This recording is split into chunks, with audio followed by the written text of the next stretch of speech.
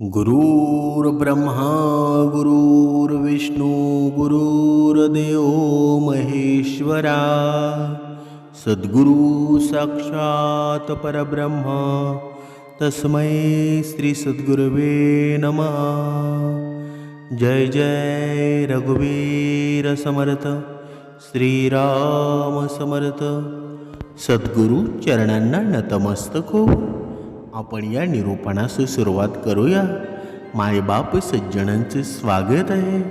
पहा, आज आपण पाहणार आहोत ह्या पृथ्वीवर मानवाचा जन्म का होतो बरं, त्या जन्म होण्याचा काही उद्देश आहे का बरं, जन्मापासून मृत्यूपर्यंत माणसाला कोणकोणत्या शिक्षा मिळतात, हे सर्व या आपण निरूपणामध्ये पाहणार आहोत। बघा, आज तुम्हाला अशा एका सनातन सत्याकडे घेऊन जाणार आहे ना, ज्याच्या केवळ श्रवण मात्रानं माणसाच्या मनातील सर्व अज्ञान आहे ना, सर्व गर्व आहे, सर्व लोभ आहे, सर्व पाप आहे, पळून भस्म होऊन जातं। ही केवळ ही एक कथा नाही, तर मानवी जीवनाच्या प्रवासाचा तो आरसाच आहे ना, जो आपल्या कर्माचा हिशोब आपल्या समोर मांडत असतो। जो मनुष्य हे निरूपण अत्यंत एकाग्रतेनं आणि भक्तिभावानं ऐकेल ना, त्याला संसारातील सर्व संकटातून मुक्ती मिळाल्याशिवाय राहणार नाही आणि त्याच्या अंतःकरणामध्ये सुखाचा शांतीचा प्रकाश निर्माण होईल। बघा, या मानवी जीवनाची ही प्रवासाची कथा आहे ना, जिथे प्रत्येक पाऊल एका नव्या शिक्षेची जाणीव, प्रायचित्ताची जाणीव करून देतं ना। बघा, एकदा एका सुंदर उदाहरणाद्वारे आपण स्पष्ट करू। एकदा काय झालं, वैकुंठ लोकाच्या दिव्य प्रकाशामध्ये आणि शांततेमध्ये माता लक्ष्मीनं भगवान विष्णूंना एक प्रश्न विचारला।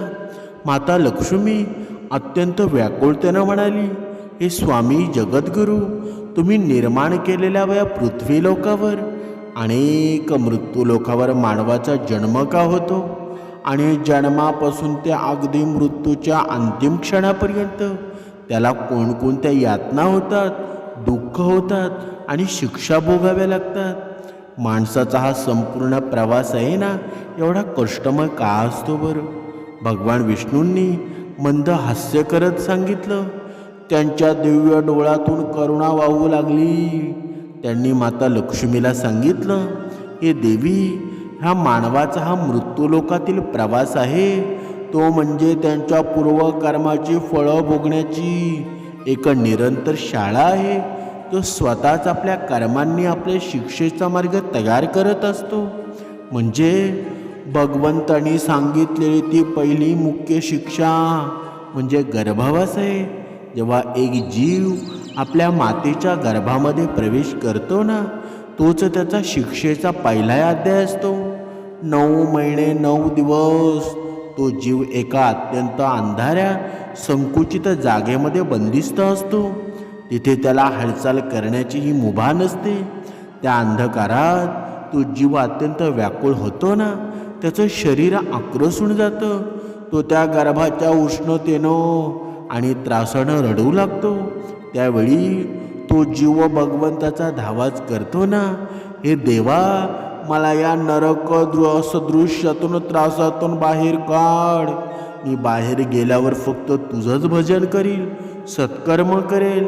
ही पहिली शिक्षा माणसाला त्याच्या पूर्वजन्मीच्या पापांमुळे मिळते, जिथे तो अगदी असह्य होऊन मातेच्या उदरातून बाहेर पडतो।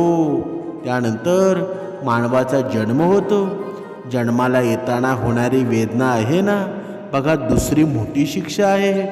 जेव्हा तो जीव त्या चिंचोळ्या मार्गातून बाहेर येतो ना, तेव्हा त्याला शेकडो विंचू एकाच वेळी चावाव्यात, एवढ्या असह्य वेदना होतात। म्हणूनच जन्माला आलेलं प्रत्येक मूळ आधी रडत असतं। ते रडणं म्हणजे दुसरं तिसरं काही नसून त्या वेदनेचा आणि या जगात प्रवेश करताना झालेल्या त्रासाचा आक्रोशच असतो ना। जन्मानंतर सुरू होतो ते बाळपण आणि अज्ञान, म्हणजे हा काळच आहे ना। दिसायला बाळपण खूप सुंदर दिसतं, पण बाळपणामध्ये माणूस अत्यंत परावलंबी असतो ना. त्याला भूक लागली, तहान लागली किंवा काही त्रास झाला ना, तरी तो सांगू शकत नाही. केवळ रडणं हेच त्याचं साधन असतं. स्वतःचं शरीर स्वतः सांभाळता येत नाही. हे देखील एक प्रकारची शारीरिक मर्यादा आणि शिक्षाच आहे ना, जी मानवाला अनुभवावी लागते. म्हणजे जसा जसा तो जीव मोठा होतो ना, तसा तसा तो या संसाराच्या मायेमध्ये मोहामध्ये अडकू लागतो. तारुण्यात पदार्पण करतो. त्याच्यावर काम, क्रोध, लोभ, मोह, आंतरिक शत्रूंचा हल्ला होतो ना. आणि जेव्हा या शत्रूंचा हल्ला होतो ना, तेव्हा मनुष्याच्या जीवनामध्ये एवढं दुःख येत जातो की तो कधीच सावरत नाही. त्याला सावरायचा असेल ना, तर भगवंताच्या नामस्मरणामध्येच तो सावरू शकतो. पण तो करतो का बरं? अजिबात करत नाही. अजून दुःखामध्ये लोटला जातो आणि परत त्याचा मृत्यू होतो. परत दुसरा जन्म येतो, त्याच्यात सुद्धा दुःख भोगावे लागतात. मग हा प्रवास त्यांचा असाच चालू राहतो. बघा, ही आहे ना मानवी जीवनातील सर्वात मोठी मानसिक शिक्षा मानली जाते ना. माणूस पैशाच्या मागे, वैभवाच्या मागे आणि वासनेच्या मागे धावू लागतो. या धावपळीमध्ये, या धक्काधक्कीच्या जीवनात त्याला सतत अतृप्तीची शिक्षा मिळते. त्याला कितीही मिळालं ना, तरी त्याचं मन शांत राहत नाही. तो रात्रंदिवस कष्ट यातना सोसून धन कमवतो, पण मनातील शांती पूर्णपणे हरवून बसतो. शेजाऱ्याचा द्वेष करणं, नातेवाईकांशी स्पर्धा करणं आणि स्वतःच्या अहंकाराचं पालनपोषण करणं, यातच तो स्वतःला एका अदृश्य तुरुंगामध्ये कैद करून घेतो. चिंतेची ही आग आहे ना, त्याला आतल्या आत पोखरून काढते. हीच तर त्याची जिवंतपणेची सर्वात मोठी शिक्षा असते. म्हणजे तारुण्याच्या त्या मोहापायी आहे ना, अंधारातून चाच पडत जेव्हा हा जीव पुढे निघतो ना, तेव्हा त्याच्यासमोर उभा टाकतो मानवी जीवनाचा सर्वात भयानक आणि तो अटळ असा कालखंड, ज्याला आपण वार्धक्य म्हणजेच म्हातारपण म्हणतो ना. भगवंतांनी माता लक्ष्मीला सांगितलं, हे देवी, हे वार्धक्य ही जिवंतपणे मिळणारी अशी शिक्षा आहे, जिथे माणसाचं शरीर त्याचं एकेणासं होतं. ज्या हातांनी कधी तलवारी चालवल्या ना, ज्या हातांनी अफाट संपत्ती गोळा केली, तेच हात आता एका पाण्याच्या पेळ्यासाठी थरथरू लागतात. ज्या डोळ्यांनी जगातील सुंदर रूपे पाहिली, त्या डोळ्यांवर अंधारी पसरू लागते. कान बहिरे होतात, दात पडून जातात आणि जीभ अडथळू लागते. माणसाची ही अवस्था पाहून त्याचं स्वतःचे नातेवाईक, ज्याच्यासाठी त्यानं आयुष्यभर रक्ताचं पाणी केलं ना, तेच त्याला भार मानू लागतात. म्हातारपणात माणूस एका कोपऱ्यामध्ये पडून राहतो. घरात काय चाललं आहे ना, हे विचारण्याचंही कोणाची तयारी नसते. तो केवळ भूतकाळातील आठवणींचं ओझं घेऊन आपल्या कर्मांचा पश्चाताप करत अश्रू ढाळत असतो ना. रोग आणि व्याधी आहे ना, त्याच्या शरीराला घर करतात. कधी अंथरुणाला खिळून राहण्याची पाळी येते, तर कधी स्वतःची विष्ठा मूत्र साफ करण्याची ताकदही त्याच्यामध्ये उरत नाही. दुसऱ्यावर अवलंबून राहण्याची ही लाचारी आहे ना, जी माणसाला रोज मारत असते, जो रोज त्याला त्याच्या अहंकाराची जाणीव करून देत असते. म्हणजे हा शिक्षेचा हा महासागर इथेच आटत नाही. या संपूर्ण प्रवासाचा सर्वात भयानक आणि थरारक अध्याय येतो, ज्याला आपण मृत्यूचा क्षण म्हणतो ना. तेव्हा माणसाच्या आयुष्याची दोरी संपत येते. तेव्हा यमलोकाचे दूत त्याच्या दाराशी येऊन उभे राहतात. भगवंतांनी माता लक्ष्मीला सांगितलं की हे लक्ष्मी, मृत्यूच्या वेळी माणसाला जी वेदना होते ना, तिची तुलना या जगातील कोणत्याही दुःखाशी होऊ शकत नाही. जेव्हा शरीरातून प्राण ओढले जातात ना, तेव्हा एकाच वेळी 10,000 विंचू चावावेत, अशा असह्य तीव्र वेदना त्या जीवाला होतात. त्यांचे डोळे मोठे होतात, गळा दाटून येतो, तोंडातून लाळ गळू लागते, पण तो आपल्या प्रियजनांना काहीही सांगू शकत नाही. त्याच्या डोळ्यासमोर त्याचं संपूर्ण आयुष्य एका क्षणात फिरून जातं ना. त्यानं केलेली पापं, त्यानं दिलेले धोके, त्यानं कमवलेले अधर्माचं धन, हे सर्व त्याला आठवू लागतं आणि त्याच्या अंतःकरणात पश्चातापाची आग भडकू लागते ना.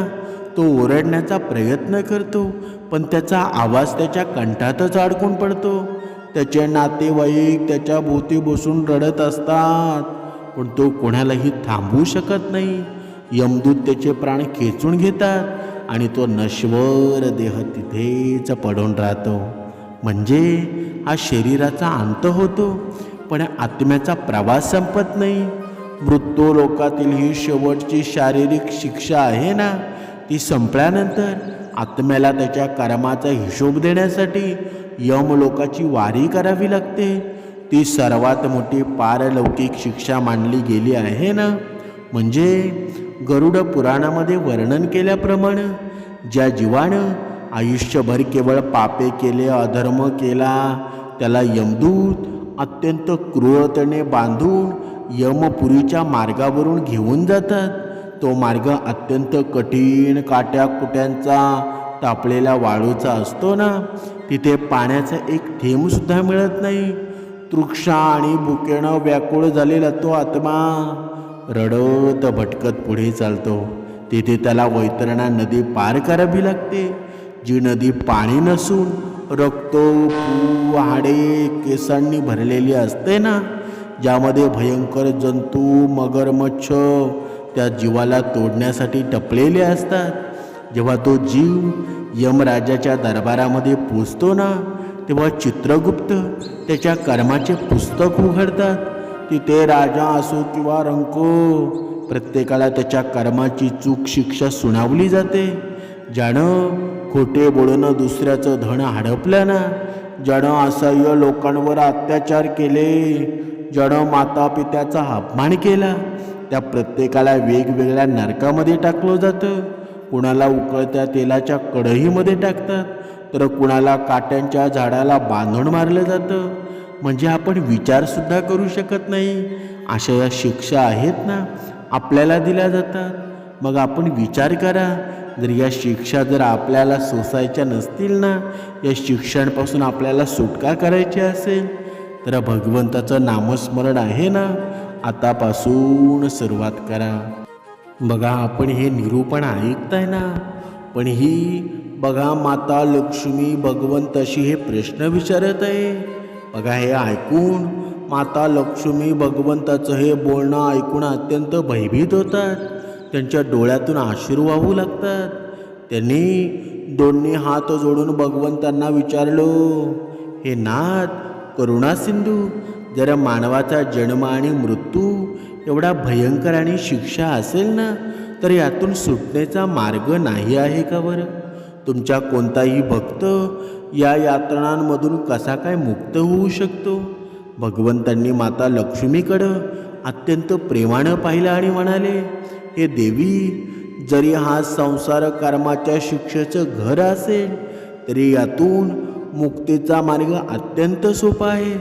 जो मनुष्य या मृत्यूलोकामध्ये राहून संसाराच्या मायेत न अडकता माझं नामस्मरण करतो ना, त्याच्या हातून कधीही पापकर्म घडत नाही. जो भुकेलेल्याला अन्न देतो, गरजूला मदत करतो, प्राणीमात्रांवर दया करतो आणि संपूर्ण जीवन मला समर्पित करतो ना, त्याला या कोणत्याही शिक्षा भोगाव्या लागत नाही. त्याच्यासाठी गर्भवास हा आनंदाचा काळ असतो. त्याचा जन्म आहे ना, उत्सवासारखा असतो. त्याचं तारुण्य हे सेवेचं माध्यम बनतं. त्याचं म्हातारपण आहे ना, हे ज्ञानाचं शिखर असतं. आणि त्याचा मृत्यू माझ्या वैकुंठ लोकामध्ये येण्याचा दिव्य मार्ग बनतो. बघा, भगवंतांनी ही सांगितलेली कथा आहे ना, आपल्याला एकच गोष्टीची जाणीव करून देते की आपले कर्म हेच आपलं भाग्य ठरवत असतात. आपण या जगामध्ये काहीही घेऊन आलेलो नाही आणि काहीही घेऊन जाणार नाही. जर सोबत काही येणार असेल ना, तर ती फक्त आपली चांगली कर्मांची शिदोरी आहे, भगवंताचं नामस्मरण आहे. म्हणून या घाईघाईच्या आणि तणावाच्या जीवनातून थोडा वेळ काढून भगवंताचं ध्यान करा, सत्कर्माचा मार्ग स्वीकारा, जेणेकरून आपल्या जन्मापासून मृत्यूपर्यंतच्या या भयंकर शिक्षांमधून आहे ना, आपल्याला मुक्ती मिळेल आणि आत्म्याला चिरंतर शांती लाभेल.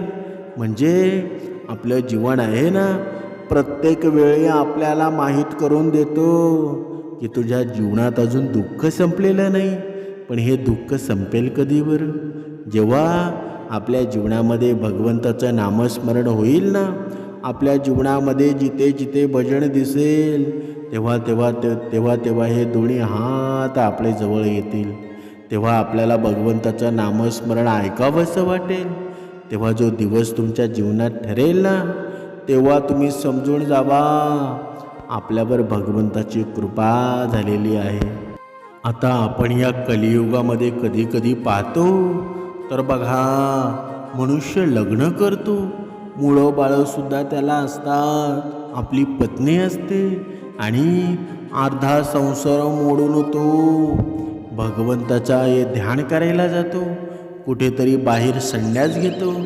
पण त्यांना एक सांगणं आहे की भगवंतांनी आपल्याला सांगितलेलं आहे ना, संसारामध्ये असूनसुद्धा भगवंताचं ध्यान करता येतो, भगवंताचं नामस्मरण करता येतो. पण जेव्हा आपण आपल्या मुळावाल्यांना सोडून, आपल्या पत्नीला सोडून, जर तुम्हाला वाटत असेल की मी भगवंताचं ध्यान करण्यासाठी जातो, पण आपल्या मुळाबाळांचे, आपले पत्नीचे आशीर्वाद आहेत ना, तुमच्या जीवनामध्ये कधीही पुण्यकर्म निर्माण होणार नाही. म्हणून आपला सुखाचा संसार करून, आपल्या मुळाबाळांच्या, आपल्या पत्नीच्या चेहऱ्यावर आनंद निर्माण करून आपण जर हरिभजन केलं ना, तर तेच सर्वात सुंदर पुण्य आहे. आणि भगवंताचा आशीर्वाद तुमच्यावर झाल्याशिवाय राहणार नाही, भगवंताची कृपा तुमच्यावर लाभेल. म्हणून जास्त दुसऱ्या काही भानगडीत पडू नका, आपला साधा सोपा भगवंताची भक्ती करा, तुमच्यावर भगवंताची कृपा नक्की बरसेल. जय जय रघुवीर समर्थ.